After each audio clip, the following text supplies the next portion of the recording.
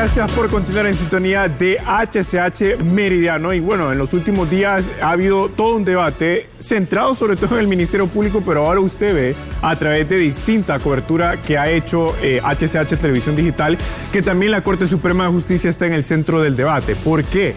Bueno, algunos podrían decir por el juicio político, pero por otro lado, que también podría ocurrir en la Corte Suprema de Justicia, pero en realidad creo que la mayor parte del debate se centra en el reequilibrio de las facultades a lo interno de la Corte Suprema de Justicia con respecto al resto del Poder Judicial. Y aquí lo que vamos a explicar es por qué se da este debate, porque en el Congreso ya se introdujo un decreto para lo que muchos diputados denominan es quitarle facultades a la presidencia de la Corte, pero aquí vamos a explicar por qué se llegó a este punto. Primero, es súper importante poner en contexto que todo esto se da en un proceso de reorganización de poderes. Eso quiere decir que, así como usted ve que hay una transición en el legislativo, en el ejecutivo, esto se está extendiendo también al Ministerio Público y la Corte Suprema de Justicia, porque al final es una correlación de fuerzas.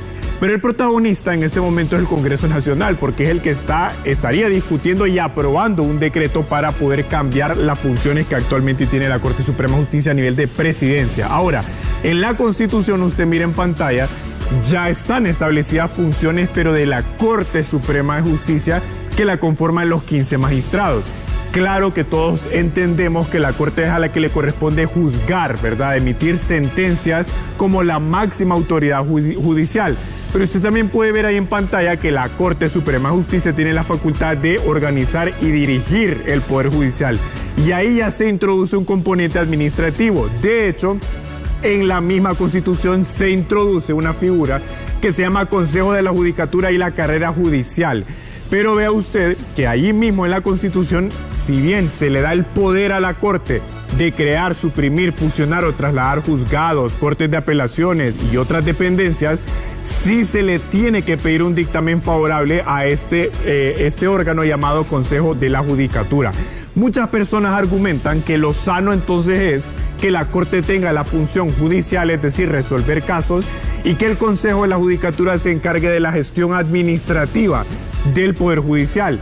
Y en efecto, hubo una ley del Consejo de la Judicatura y la Carrera Judicial, que usted puede ver ahí en pantalla, le daba a esta institución la organización y la gestión, incluso financiera del Poder Judicial, entre otras funciones. Pero ¿qué pasó? Bueno, vino el Congreso Nacional y declaró inconstitucional la ley del Consejo de la Judicatura y la Carrera Judicial. Cabe destacar que ese consejo estaba conformado por 5 consejeros que eran propuestos por distintos sectores.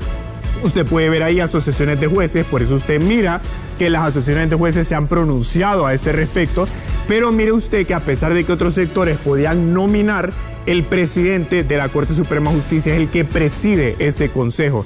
Y una vez que los otros nominados eran propuestos, el Congreso es el que por mayoría calificada elige. Ahora, para ir cerrando, la Corte Suprema de Justicia declaró inconstitucional la ley del Consejo de la Judicatura, pero dijo en su sentencia en el 2016 que eran los magistrados de la Corte Suprema de Justicia los que les correspondía organizar y dirigir el Poder Judicial, y que mientras tanto se creara una nueva ley o se pusiera en funcionamiento al Consejo de la Judicatura otra vez, esas facultades que antes tenía ese consejo pasaban a la presidencia de la Corte Suprema de Justicia. Por eso es que usted mira el debate que se está produciendo hoy en día.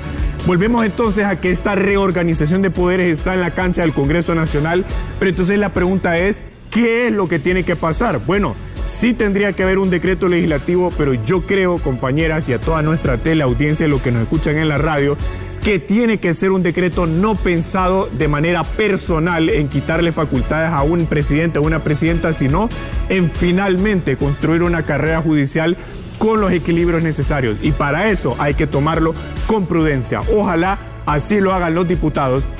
Y sobre todo que tengan una visión a largo plazo, porque estamos hablando de la organización del Poder Judicial, no estamos hablando de un partido político o del control que uno o dos partidos tienen que tener del Poder Judicial. Así que en una próxima emisión vamos a hablar del contenido de la propuesta, pero esto es lo que nos trajo a este debate en este momento. Sigue usted en sintonía de HCH Meridiano, que hay muchas más noticias para usted. Buenas tardes.